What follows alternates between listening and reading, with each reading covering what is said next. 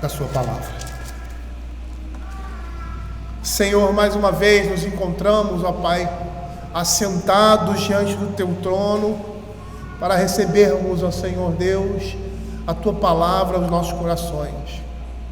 E como já iniciamos pela manhã, Senhor Deus, que o Senhor continue falando ao nosso coração, que o Senhor tenha misericórdia do Seu povo, Pai, e que a Sua palavra seja poderosamente, Senhor Deus, aplicada ao nosso coração, ouvida pelos nossos ouvidos, pela intermediação do Espírito Santo. E que nesse momento, Senhor Deus, qualquer ruído, Senhor, que possa, Senhor Deus, impedir ou atrapalhar, se podemos dizer assim, essa ação soberana do Teu Espírito Santo em nossos corações, pelo poder do Teu Espírito, Senhor Deus, que ela possa cair e ser derrubada, e que possamos, ó Pai, ouvir com toda a liberdade, com toda a aceitação e submissão a palavra do Senhor. Fala ao coração da Tua igreja, tira qualquer tipo de orgulho, Senhor Deus, dos nossos corações, seja no momento de expor a Tua palavra ou de ouvi-la, e que o Senhor tenha misericórdia de nós, e que Teu Espírito Santo reine em nossos corações. É o que nós pedimos, em nome de Jesus. Amém. Queridos, vamos abrir a palavra do Senhor no Salmo 73. Nós começamos essa exposição pela parte da manhã, e eu não vou repetir aqui os motivos pelos quais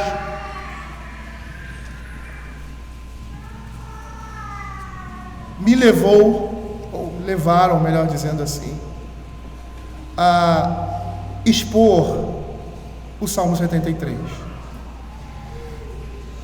E nós paramos nessa exposição nos versos 6 e 7. Eu só gostaria de lembrar aos irmãos algumas coisas que dissemos hoje de manhã, como a divisão, desse salmo, que o salmista nos primeiros versos de 1 a 3, ele expõe diante de Deus a sua queixa, e agora nos versos de 4 a 12, ele vai apresentar o caráter dos ímpios, mostrando qual era o seu pecado no verso 3, e apresentando aí, a partir disso, a sua resposta pessoal, uma confissão e, por fim, uma afirmação de fé. E lá no verso 6 ele diz assim: daí a soberba que os cinge como um colar e a violência que os envolve como um manto. E nós vimos que ele inicia declarando que Deus é bom, declarando a bondade de Deus diante de tudo aquilo que aconteceu, diante de tudo aquilo que ele vivenciou, e agora apresenta na forma de um salmo, e fazendo a oposição com a bondade de Deus. Ele no verso 2 enfaticamente chama a atenção para si, fazendo um paralelo entre a bondade de Deus e a sua condição, que não é boa, porque ele se deixa levar pela impiedade. E aí ele começa a falar sobre a sua situação e o seu pecado no verso 3, que era a inveja com relação aos perversos e a prosperidade dos maus. E a partir do verso 4, ele começa a expor essa situação, a situação desses homens maus. Quando ele diz assim: para eles há preocupações, o seu corpo é sadio e nédio, não partilham das canseiras dos mortais, nem são afligidos como os outros homens. A aparente prosperidade ou bem-estar estava naquele momento ofuscando os olhos dos ímpios, ofuscando os olhos do salmista. E aí ele, no seu argumento, no verso 6, ele vai dizer que a consequência disso era a soberba que os atingia, ou melhor, que os cingia, como ele diz assim: daí a soberba que os cinge como um colar e a violência que os envolve como um manto. E a partir desse verso, ou seja, do verso 4, nós vamos ver ele traçando o caráter dos ímpios a partir da sua queixa e daquilo que ele via com seus olhos na carne. E aqui no verso 6, continuando a nossa exposição, o salmista reconhece que por causa da situação em que vivem, a sua arrogância é evidente. E assim os arrogantes se enfeitam, e essa é a ideia aqui, com o seu orgulho, como se fossem joias exibidas. E Spurgeon comenta que esses que se consideram tão grandes, que se sentem como se fossem vereadores da Nova Jerusalém, eles não querem outro ornamento a não ser a própria arrogância. E aí o salmista continua dizendo do seu caráter, quando diz a violência que os envolve como manto. As suas vangloriosas atitudes conduzem a ações violentas, porque eles pensam que vão sair ilesos dessa situação. E certo comentarista diz que essas são as vestimentas do diabo. Eles gostam desse resultado, da soberba, da violência.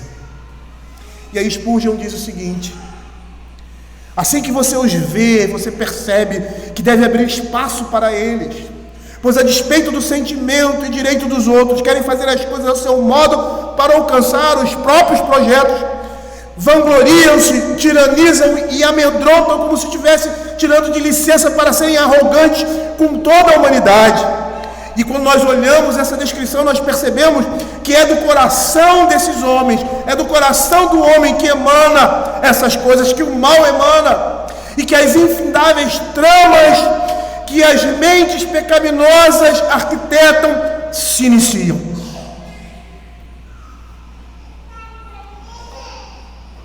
João Batista, quando inicia ali a chegada do reino de Deus, e com a sua pregação, que era uma pregação contundente, ele fala a respeito disso, lá em Mateus capítulo 12, verso 34 e 35, quando diz: raça de víboras, como podeis falar coisas boas sendo maus? Porque a boca fala do que está cheio o coração. O homem bom tira do bom tesouro coisas boas, mas o homem mau do mau tesouro tira as coisas más. É isso que eles apresentavam, são essas coisas que eles colocavam para fora.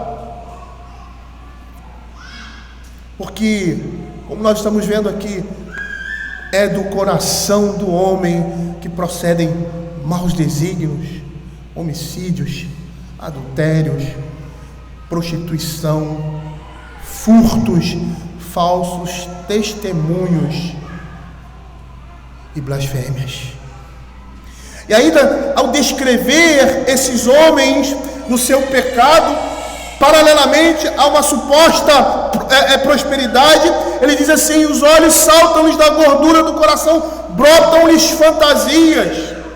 E essa expressão é uma metáfora a exibir a soberba com que os ímpios se deixam inchar à vista da abundância que possuem. Spurgeon diz que nesse caso o rosto aqui indica o homem, e ele tem mais daquilo que lhe basta, mais daquilo que é necessário. Ele está cheio, está saturado, está farto de riquezas. Contudo, é um homem a quem Deus aborrece. E a descrição da arrogância e orgulho desses homens, que foi de um certo modo o motivo pelo qual o salmista se revolta, o salmista se queixa diante de Deus. Nos versos 8 e 9 ele diz assim: motejam e falam maliciosamente da opressão com altivez, contra os céus desandam a boca e a sua língua percorre a terra. E é interessante porque ele olha esse quadro, ele vê esses homens e parece que eles não são corrigidos, eles não são disciplinados, o juízo de Deus não os alcança.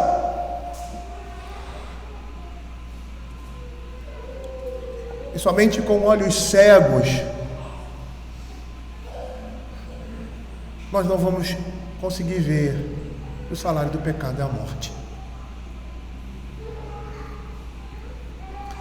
A situação deles é tal que quando eles arrotam, eles amedrontam outros, motejam e falam maliciosamente, falam destemidamente como se fossem o próprio Deus e como se fosse o mundo, e como se o mundo inteiro fosse pertencente a eles. E a natureza da alma deles se revela aqui. Escolhem a opressão por assunto e não só defendem, mas promovem. E não mais se gloriam nela e de bom grado tornariam regra geral entre todas as nações. E aqui percebemos, queridos, atitudes e expressões externas da mente que descartam a Deus. Do coração brotam-lhe fantasias. O apóstolo Paulo, quando escreveu a sua epístola aos Romanos, ele amplia esse tema lá em Romanos capítulo 1, verso 28 a 32. E no verso 28 ele diz assim: por haverem desprezado o conhecimento de Deus, o próprio Deus os entregou uma disposição mental reprovável para praticarem coisas inconvenientes. E aí no verso 30, caluniadores, aborrecidos de Deus, insolentes, soberbos, presunçosos, inventores de males, desobedientes aos pais. E quando nós lemos esse texto, nós vamos perceber que o juízo de Deus cai sobre esses homens, e esse juízo se dá pelo seu caráter. É juízo de Deus contra os homens quando eles agem dessa forma como a palavra de Deus está dizendo. Contra os céus blasfemam, motejam e falam maliciosamente. Isso é juízo de Deus. A situação deles, o pecado deles, o seu coração degenerado é consequência do juízo de Deus na vida desses homens. E sabe o que a palavra de Deus diz?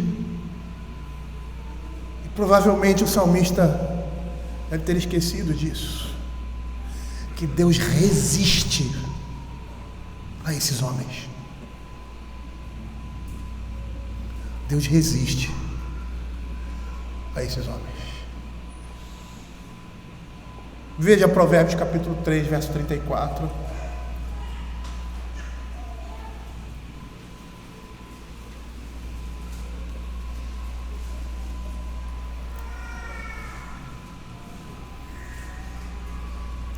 E eu não tive a preocupação de olhar essa palavra no original, e eu gosto de fazer isso.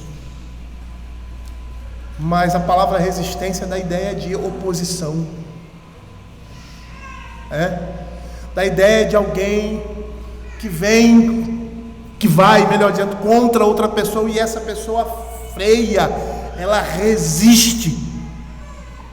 A palavra de Deus está dizendo que Deus resiste a esses homens, que Deus faz oposição a esses homens. Veja o que Provérbios 3, verso 34 vai dizer: certamente ele escarnece dos escarnecedores, mas dá graça aos humildes. Tiago, capítulo 4, verso 6, ele vai dizer assim: antes, ele dá maior graça pelo que diz, Deus resiste aos soberbos, mas dá graça aos humildes. E lá em 1 Pedro, capítulo 5, verso 5, a palavra do Senhor vai dizer assim: rogo igualmente aos jovens, sede submissos aos que são mais velhos. Outros sim no trato de uns com os outros, cingivos todos de humildade, porque Deus resiste aos soberbos, contudo aos humildes concede a sua graça. Mas esses homens, como nós vemos aqui no verso 9, eles miram blasfêmias contra o próprio Deus, e alguém que os ouça poderia pensar que são semideuses e que mantém as suas cabeças acima das nuvens, porque eles falam com os outros homens como se estivessem num patamar sublime, peculiar a eles. E Spurgeon Interpretando esse texto, ele diz que eles poderiam deixar Deus em paz, não proferindo blasfêmias contra ele, pois o seu orgulho já seria suficiente para torná-los inimigos de Deus, sem que eles tenham necessidade de desafiar ao Senhor. E aí, continuando na sua descrição desses homens, o verso 10 diz assim: por isso o seu povo se volta para eles, os tem por fonte que bebe a largos sorvos, e diz: como sabe Deus, acaso há conhecimento do Altíssimo? Esse verso aqui, o verso 10, vai nos dizer que as pessoas que se deixam atrair por essas coisas e que seguem tais soberbos, vangloriosos, se voltam para eles e tentam participar do seu sucesso. E eles ridicularizam a ideia de um Deus que tem conhecimento das suas atividades e agem como jamais tivessem de prestar conta de suas ações a ninguém.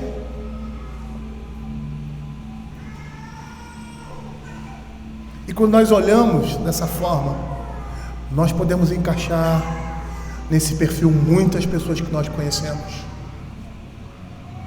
Homens que vivem no mundo e desconhecem e rejeitam completamente o Evangelho.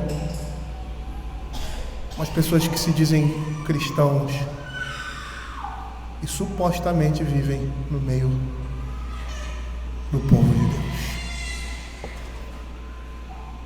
E como aquele rico louco da parábola de Jesus, de Lucas capítulo 12, os versos 13 a 21, eles ampliam as suas próprias riquezas, pouco ligando se tem de responder diante de Deus sobre isso. E assim eles levam uma vida fácil, comendo, bebendo, se casando, anestesiados com a sua situação. Essa é a relação aqui. Eles estão anestesiados pela sua própria prosperidade e suposto bem-estar.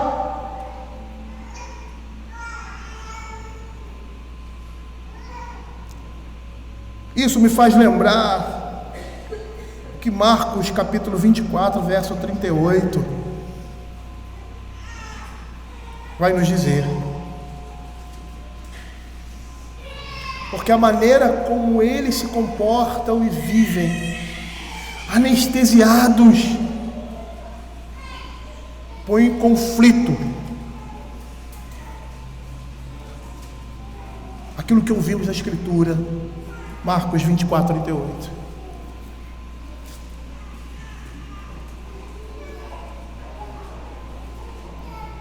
Para depositar a nossa confiança no Senhor. Quando diz assim, desculpa, é Mateus 24, 38.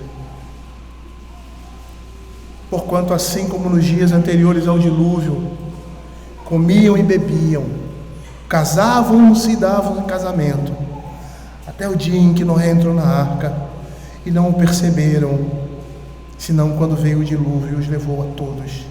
Assim será também a vinda do Filho do Homem. O que nós estamos vendo aqui? Eles vivem normalmente alienados de Deus. É isso que o texto de Mateus está nos dizendo. E é essa a situação desses homens, confiando em si mesmos e desprezando a ira vindoura que está sobre as suas cabeças. E assim os ímpios se atrevem a falar e diz: como Deus sabe?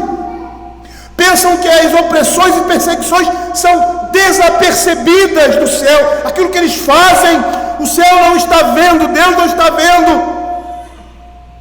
E dizem: se há um Deus, Ele está muito ocupado com outros assuntos para saber o que está acontecendo nesse mundo.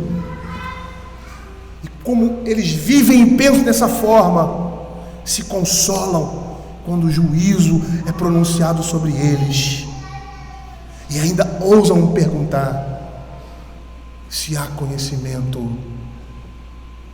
do Altíssimo. Por isso eles mesmos serão classificados na Escritura como perversos, como tolos, porque engendram um Deus que não sabe, que não conhece todas as coisas.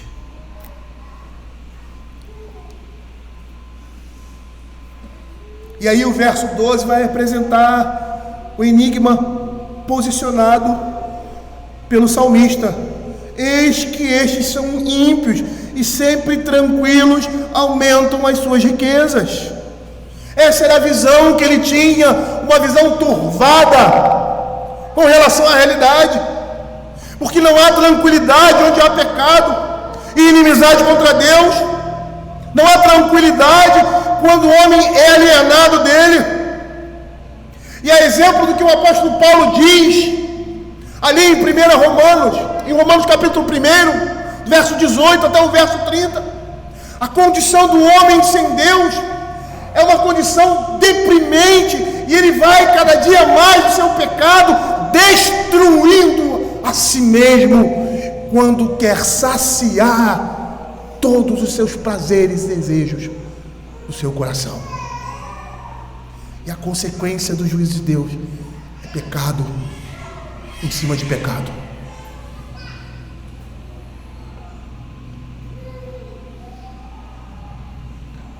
Esse é o ponto crucial aqui da providência, a pedra de tropeço da fé do salmista.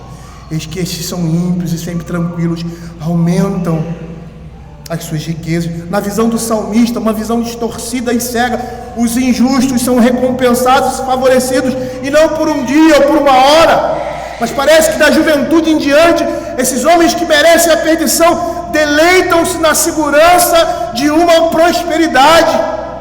Eles merecem ser presos em correntes e são merecedores de serem perseguidos pelo mundo. Todavia o mundo se torna totalmente deles. E o pobre e o estúpido sentimento com essas coisas não consegue perceber o enquadramento da justiça providencial de Deus nelas. Provavelmente o salmista está vivendo uma injustiça muito grande, onde via que o mal aparentemente prevalecia.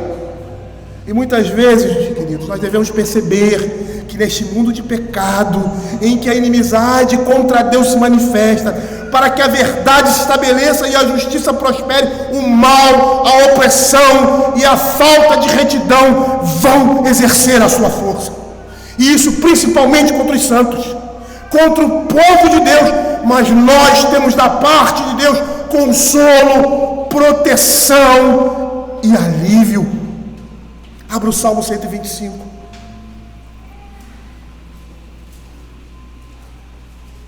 Veja o que ele vai dizer. A palavra do Senhor vai dizer assim: os que confiam no Senhor são como o monte de Sião, que não se abala, firme para sempre.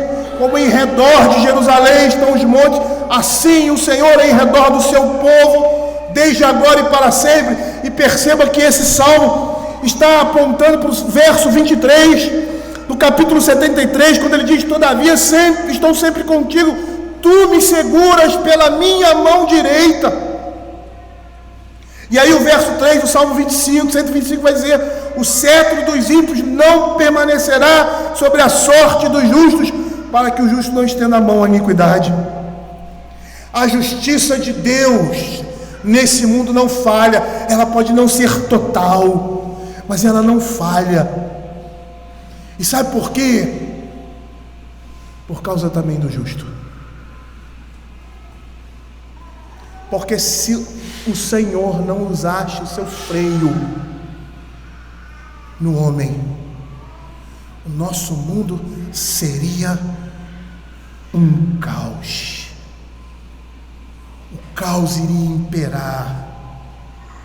E isso seria a própria destruição do ímpio. Mas o Senhor freia, o Senhor se opõe por causa dos seus. E aí o Salmo 125, verso 4 diz assim: faz o bem, Senhor, aos bons e aos retos de coração. Com efeito, Deus é bom para com Israel, para com os de coração limpo. Quanto aos que se desviam para sendas tortuosas, levá-los-á o Senhor juntamente com os malfeitores. Paz sobre o povo de Deus. Nesse mundo, queridos, nós vamos ter aflições, mas devemos ter bom ânimo. Nós não somos desse mundo, somos forasteiros e peregrinos. Estamos sendo conduzidos desse mundo pelo pastor e bispo das nossas almas, que é Cristo. E como foi com o povo de Deus para alcançar a promessa, assim é conosco. Eles tiveram que lutar e retirar aqueles povos pagãos da terra. O Senhor havia dito a eles: aquela terra é de vocês, é vossa.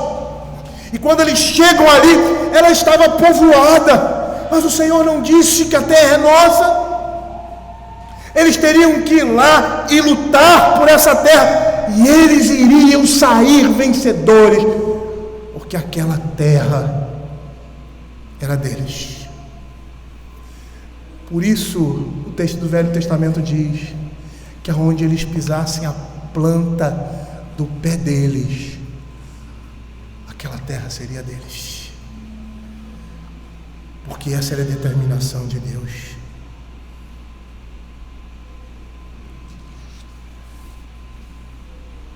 E aí no verso 13, nós vemos a partir daí a resposta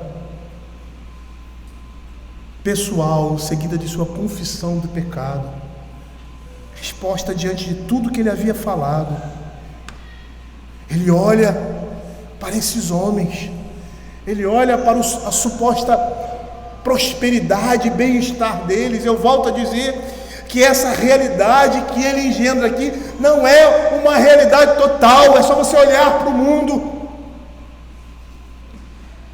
E lembrem o que Spurgeon disse, e eu reproduzi aqui, que o Senhor permite que determinadas pessoas alcancem esse status, esse poder,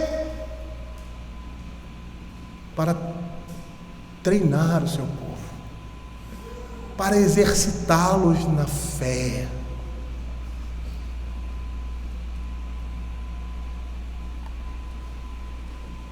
E quando ele olha para essa realidade,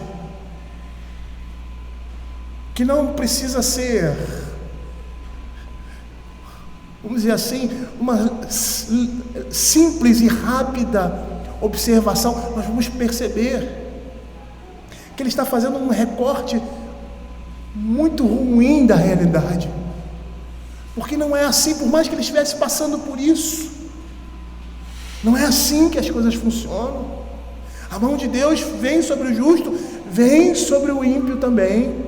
Vem sobre o justo para curar, vem sobre o ímpio para destruir. As chuvas de bênção são dadas sobre filhos e sobre aqueles que não são filhos. O Senhor é bondoso para com a sua criação, mas de forma especial, a sua bondade extrapola para com os filhos da aliança. E aí, diante dessa realidade, ele diz assim: com efeito, inutilmente conservei puro o coração e lavei as mãos da inocência.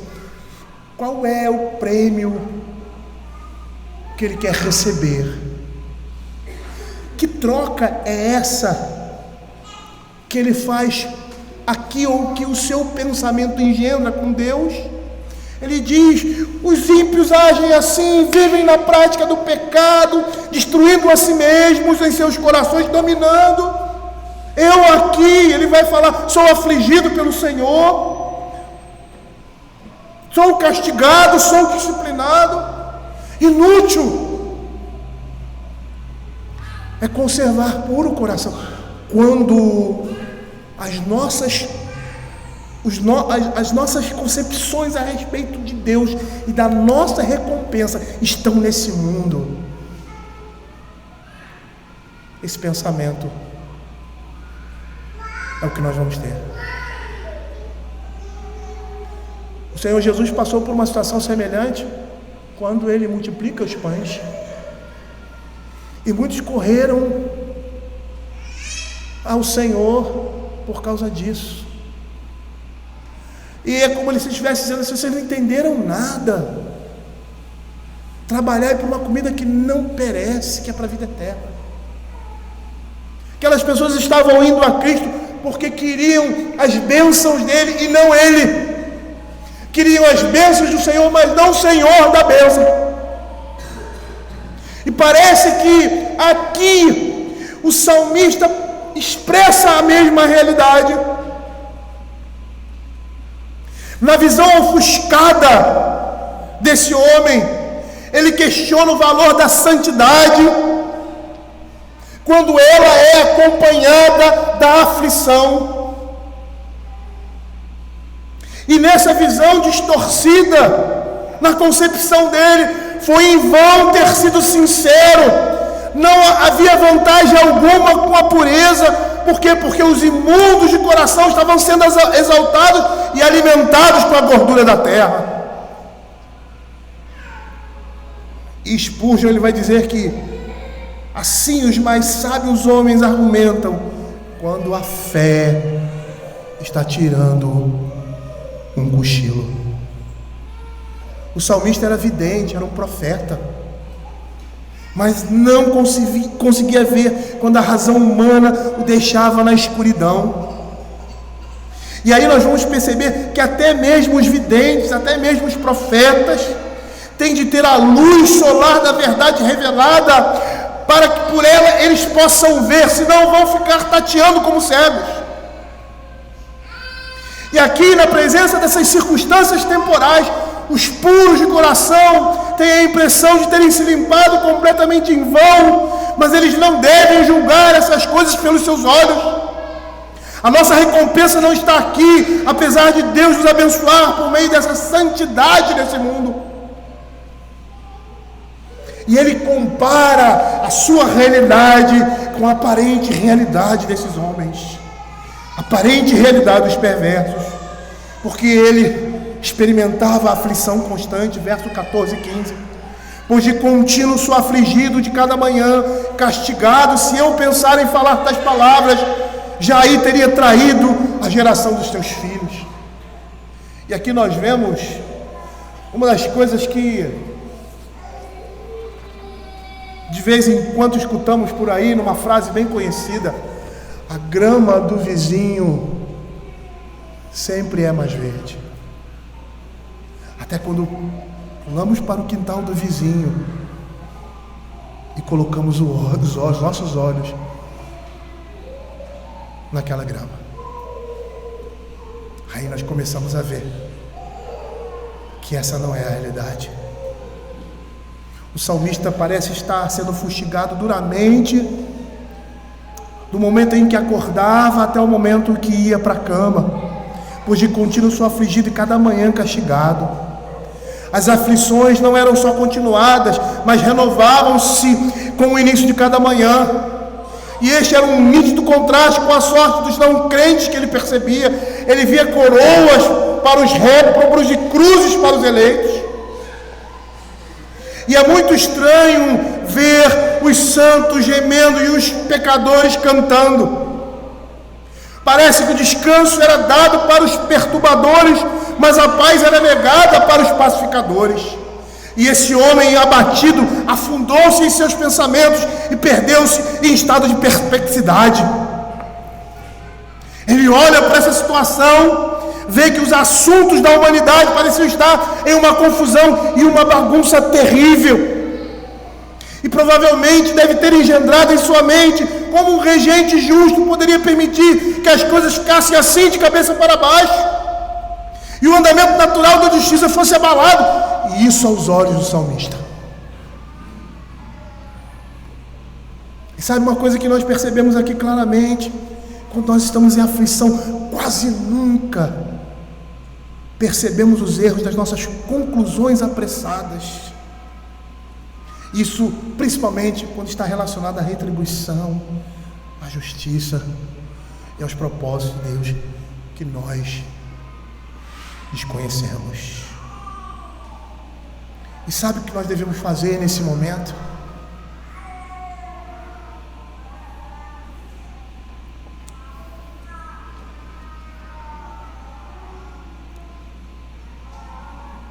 Se voltar para a palavra, com certeza. Mas sabe o que é bom fazer nesses momentos? Fazer o que a Escritura nos diz. Olhe para o universo criado por Deus. E se submeta a sua sabedoria e justiça. O Salmo de número 8, ele tem essa reflexão, e é muito interessante. Perceba o que ele diz no verso 3. Ele diz que o Senhor é grande, é magnífico em toda a terra o seu nome, pois ele expõe nos céus a sua majestade. E aí ele diz assim: quando contemplo os céus, obra dos seus dedos, e a luz e estrelas que estabeleceste, que é o homem para que dele te lembres, e o filho do homem para que o visites. Há mais sabedoria na criação do que em nós. Quando nós olhamos para a criação, nós vemos a sabedoria e o poder de Deus sendo manifestados. E em momentos de dúvida e de incompreensão, com as nossas mentes turvas, a nossa fé é acionada quando olhamos para a criação. Porque a sabedoria, o juízo e o poder de Deus se manifestam de forma incontestável. E essa mesma sabedoria, juízo e poder de Deus que se manifesta na vida do seu povo para a sua salvação. Quando Jó questiona a Deus: por que eu estou passando por essa situação?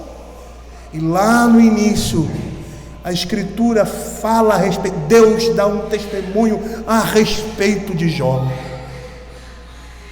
E ele diz a Satanás: viu aí pelo mundo? Já observou meu servo Jó, homem injusto, temente e que se desvia do mal. E mesmo esse homem, com o testemunho que Deus dá a respeito dele, teve a necessidade de parar, olhar e contemplar a sua ignorância e ignomínia, questionando a Deus dos seus atributos ou da maneira como Ele dirige as coisas. E muitas vezes nós precisamos disso na nossa vida. Sermos humilhados na presença de Deus para reconhecermos quem realmente nós somos. Quem sou eu? Para questionar os desígnios e propósitos do Senhor. Eu posso não entendê-lo, mas eu tenho que crer que é a boa mão de Deus e que tudo tem um propósito santo na vida do seu povo. Veja o que ele diz aqui. Verso 2 do capítulo 38.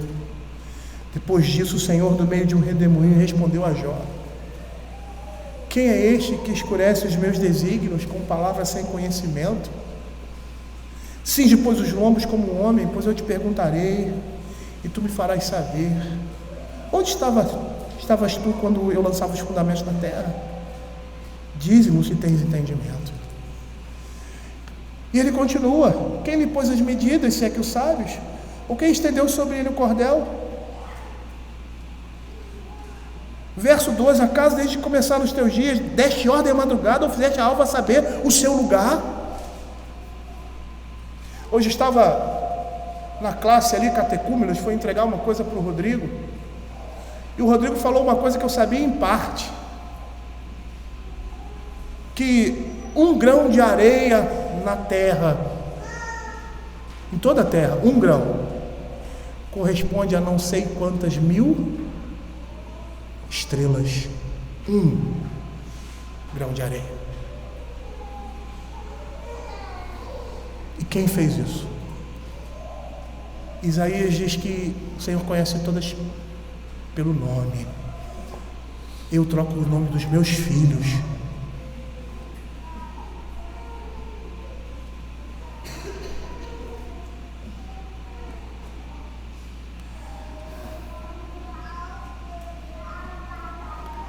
Quando essas coisas acontecem, nós devemos olhar para Deus. Devemos deixar de nos irritar por causa dos malfeitores, pois o Senhor nos mostrará qual será o fim deles. Foi assim com o salmista. O salmista, mais uma vez eu repito, ele devia ter sido alvo do desrespeito deles, e por isso tentava expressar suas dúvidas à comunidade dos crentes. E aqui no verso 15 ele diz assim: se eu pensar em falar tais palavras, já teria traído a geração dos teus filhos. O salmista sabia que se desse vazão a esses pensamentos, teria levado os demais crentes a tropeçarem. Ele guarda a sua boca por isso. Provavelmente ele expõe isso de uma forma brutal, e ele fala isso animalesca, sem pensar. Mas ele não é de todo estúpido, porque ele se cala e guarda aquilo para si.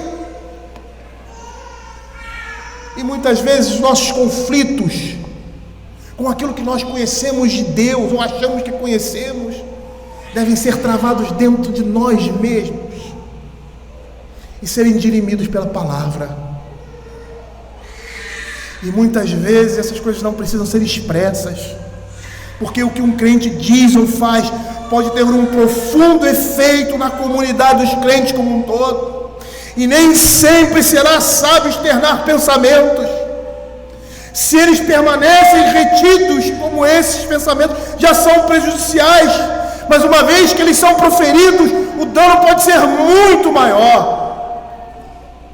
Spurgeon, ele diz o seguinte: se fossem proferidos por tal homem como o salmista, o desabafo que o seu descontentamento sugeria teria um golpe pesado e causado desânimo profundo em toda a irmandade. Ele iria afligir seus irmãos, os escandalizaria e talvez faria com que pecassem e se desviassem do Senhor. E aqui nós temos que observar isso, a atitude dele nesse momento de desespero e de completo desentendimento.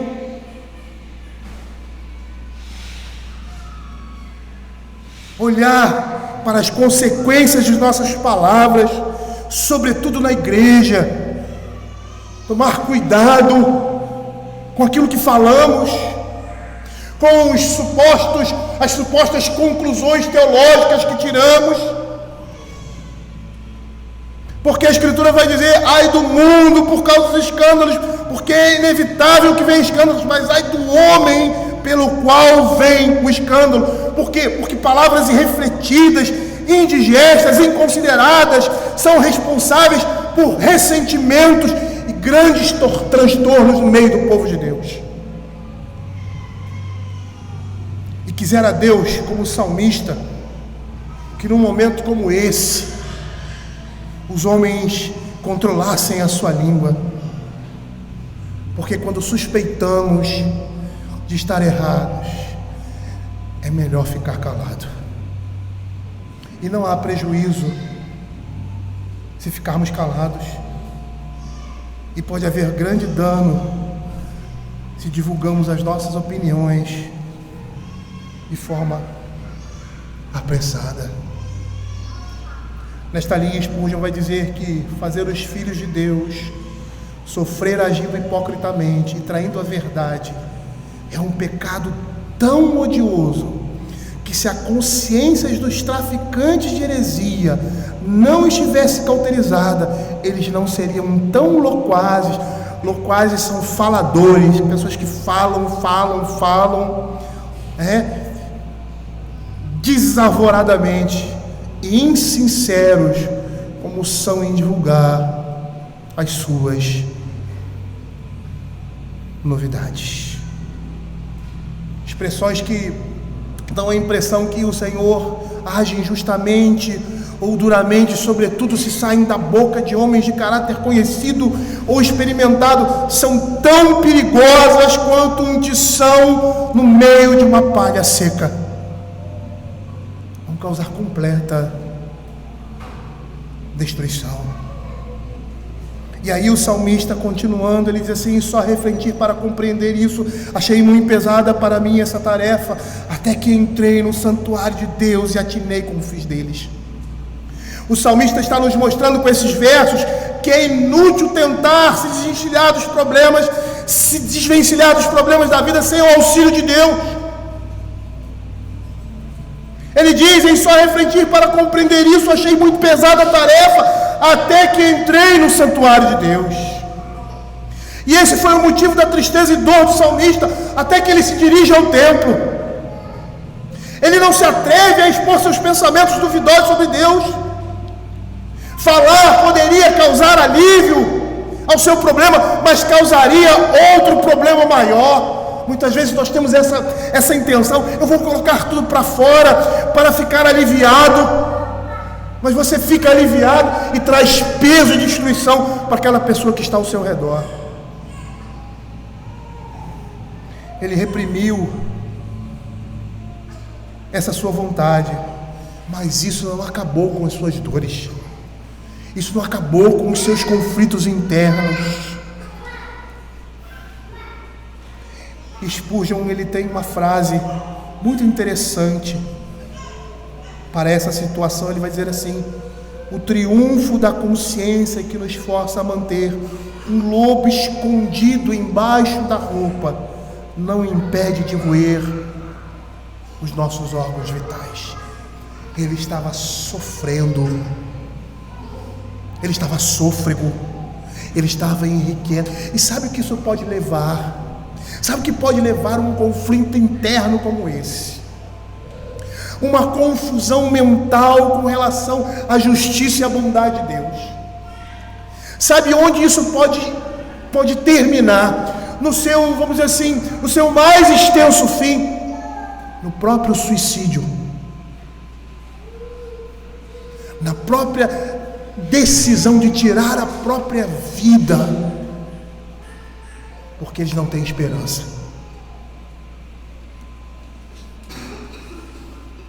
Mas aí o salmista diz que isso teve um fim,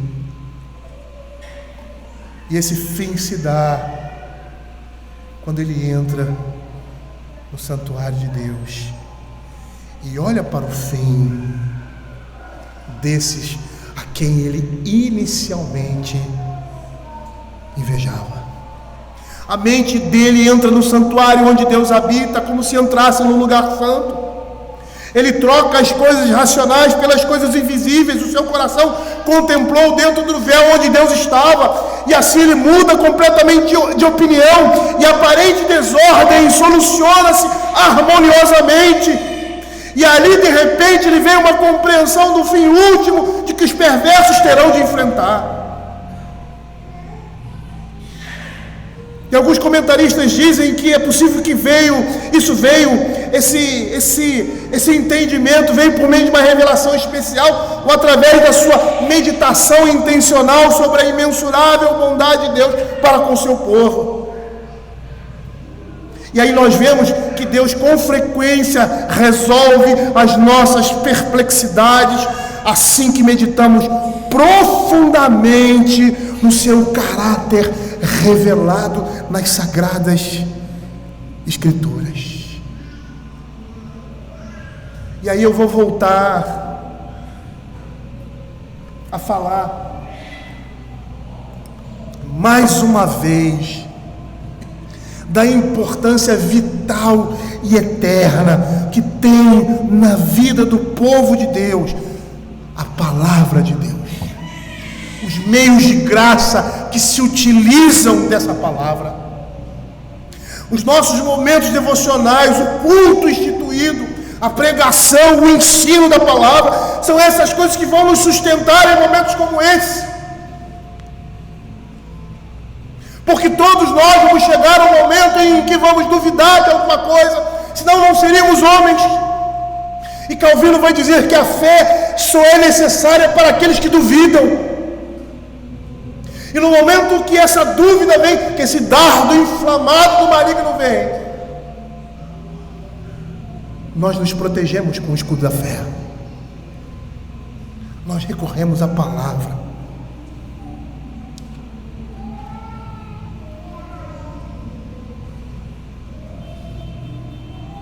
E como a Escritura é recheada de exemplos e ensinamentos para nós sobre as dificuldades da vida, o que nós devemos esperar de Deus nesse mundo e também o que nos espera no mundo vindouro. É nessas coisas que o nosso coração deve repousar, porque é a palavra de Deus, é a verdade, é um livro inspirado, é um livro santo, onde Deus se revela e mostra quem Ele é e quem nós somos e qual é o nosso fim e o propósito da nossa vida. E Paulo, lá em Romanos capítulo 15, verso 4 e 6, ele diz assim: pois tudo quanto outrora foi escrito para o nosso ensino foi escrito a fim de que pela paciência e pela consolação das Escrituras tenhamos esperança. Ora, o Deus da paciência e da consolação vos conceda o mesmo sentir de uns para com os outros, segundo Cristo Jesus, para que concordemente a uma vós glorifiqueis ao Deus e Pai de nosso Senhor Jesus Cristo. A sua sabedoria, a sua bondade, a sua misericórdia são reveladas nas Sagradas Escrituras, e elas vão trazer consolo e conforto a um coração e mentes turvados como os nossos. E as nossas experiências, elas sempre devem ser avaliadas à luz do juízo final. Porque ou estamos entesourando para a vida, ou estamos entesourando para a destruição. Paulo, em uma de suas cartas, a segunda carta, no capítulo 5, verso 10, ele vai dizer assim: porque importa que todos nós compareçamos perante o tribunal de Cristo, para que cada um receba segundo o bem ou mal que tiver feito por meio do corpo. A nossa vida, aquilo que nós fazemos, a forma como vivemos, sempre tem que ter essa ótica, sempre tem que ter essa perspectiva, à luz do dia final.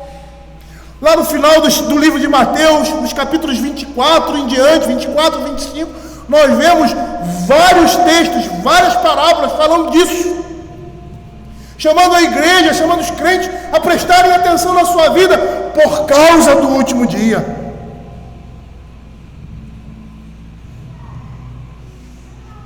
E essa deve ser a nossa perspectiva quando olharmos para esse mundo, quando vimos o que está acontecendo no nosso país, quando olharmos o que está acontecendo no mundo como um todo, olharmos na perspectiva do dia final, do último dia, porque todos nós, um filme que dizia isso, caminhamos para a eternidade.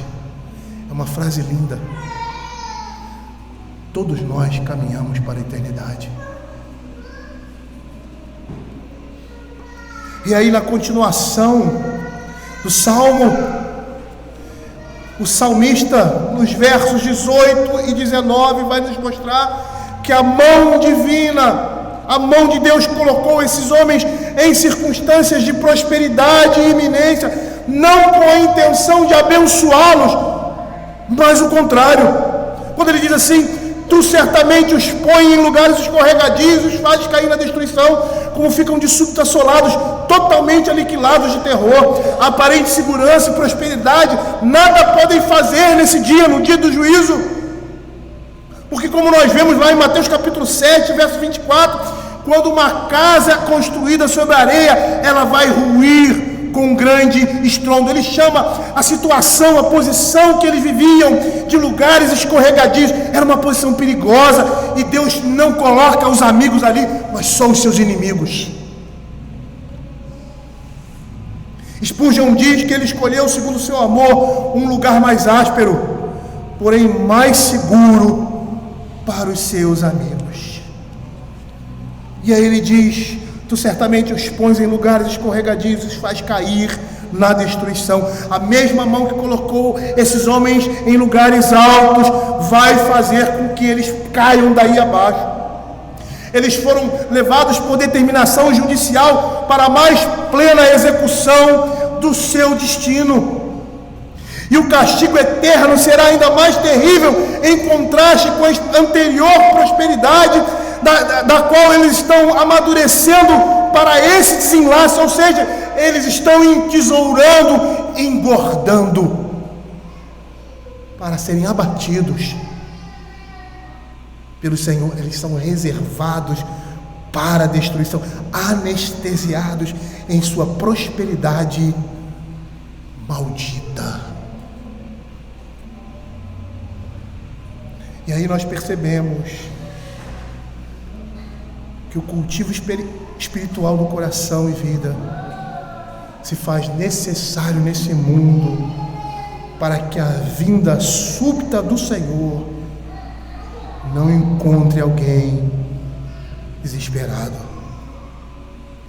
Quando ele diz assim em Marcos capítulo 13, verso 35 e 36: vigiai, pois, porque não sabeis quando virá o dono da casa, se à tarde, se à meia-noite, se ao cantar do galo, se pela manhã, para que vindo ele inesperadamente não vos ache dormindo.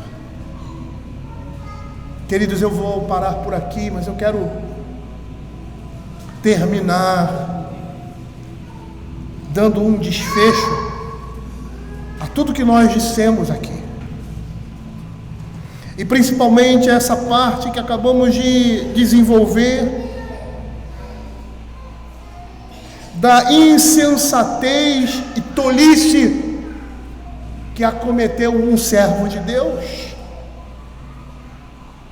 porque ele não consegue perceber que a nossa realidade vai muito mais além daquilo que nós vivemos nesse mundo. E que nesse mundo nós estamos entesourando para a vida eterna. Os ímpios que não têm essa perspectiva, eles se matam por esse mundo. O seu coração está aqui no poder, em posição, em autoridade, em bem-estar, mas o nosso coração não está nessas coisas. O nosso coração está no Senhor, e essas coisas nos são acrescentadas. Nós não vivemos por meio delas. A nossa maior preocupação não é ganhar dinheiro, exercer poder, suplantar outros, exercer domínio, ser admirado, ser louvado, ser exaltado. A nossa maior preocupação é exaltar aquele que é Senhor das nossas vidas. A situação em que esses homens se encontram é uma situação de perigo, porque, como diz o verso 20, quando o Senhor se despertar, Ele vai desprezar a imagem desses. E essa expressão de despertar aqui não é porque o Senhor está dormindo, mas é uma linguagem figurada da paciência de Deus com relação aos atos maus dos homens. Quando Deus falou a Abraão, que era seu amigo, e disse para ele o que ia acontecer, ele diz assim: os seus descendentes vão para a terra estranha e vão ficar 400 anos lá. E quando acabar esse tempo, eles vão sair de lá, parafraseando, exercendo o juízo de Deus. Eles não saíram matando todo mundo, eles não saíram do Egito destruindo todo mundo. Percebam como eles saem do Egito, e essas pessoas vão ao seu encontro, são obstáculos, e o Senhor faz com que eles vençam esses obstáculos. E esses homens vão para a sua destruição, porque vão contra o povo de Deus. Por quê? E ele explica: porque ainda não se encheu o limite dos seus pecados. O sono de Deus aqui representa a sua paciência, a sua longanimidade para com o pecado, até o ponto que o Senhor diz basta. Muitas vezes nós não entendemos que que determinadas pessoas morrem de repente. E eu não estou dizendo que isso seja sempre assim, porque nós temos um tempo nesse mundo, e num determinado tempo o Senhor vai nos chamar. Mas muitos daqueles que morrem repentinamente ou antes do tempo, morrem por causa do juízo de Deus, porque Deus diz assim: chega, acabou, você ultrapassou o limite, um limite aceitável por mim. É lógico que nós não temos olhos muitas vezes para ver, às vezes até nós percebemos isso, mas nós não temos olhos para ver, nós não conhecemos o secreto conselho de Deus. Mas creia que há um limite para a impiedade, há um limite, e o Senhor freia esse limite da forma como Ele achar melhor. Eles são colocados em lugares escorregadios, e no momento oportuno a justiça de Deus virá. Eu gostaria de terminar essa exposição, mas com certeza iríamos ficar aqui um bom tempo, e eu não quero cansar a igreja. Também nós temos aí pelo menos uns 10 anos ou 20 anos para expor tudo que a palavra de Deus nos diz aqui nessa igreja ou em qualquer outro lugar. Guarde essa palavra no seu coração, meu irmão, e saiba que o tempo de Deus é chegado. Como foi ali no momento de João Batista, ele está aguardando o momento preciso para vir buscar a sua igreja. Mas enquanto isso, continua o justo fazendo justiça e o ímpio praticando a iniquidade, porque no momento certo o Senhor virá e retribuirá conforme as obras de cada um. E aguardemos o desfecho dessa exposição no próximo domingo. Vamos orar.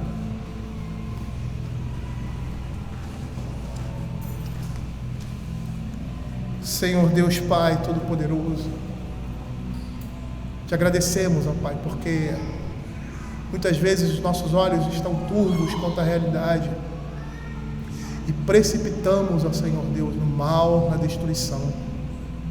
Mas o Senhor é aquele que tem misericórdia do seu povo, é aquele que vê a nossa estupidez, a nossa arrogância, Senhor, a nossa tolice, Senhor Deus. Porque somos filhos, Ele nos dá do seu espírito, do seu entendimento e da sua sabedoria.